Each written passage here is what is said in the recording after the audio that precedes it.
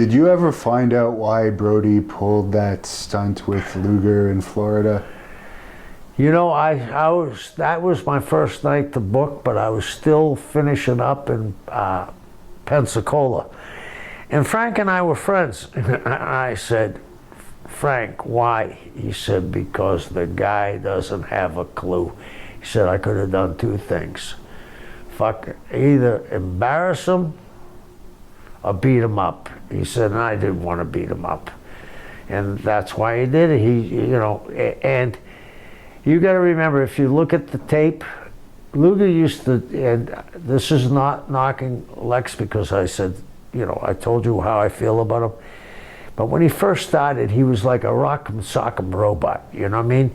And Frank would hit him, and it wasn't done intentionally, but he didn't know how to sell. And then you see Frank whacking him a couple of times in the back of the, grabbing him back of the neck, boom, boom, and Luger backing up, and now it's getting to be stinky.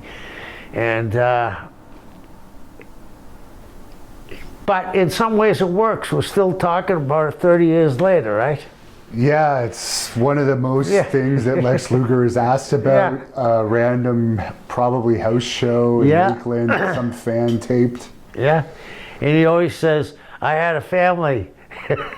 He also alleges that he made up with them after there was discussions in the dressing room, but he's a good guy, so I'll leave it at that. Yeah, I think they did. Frank was, if you had a problem with Frank, he would tell you. And Frank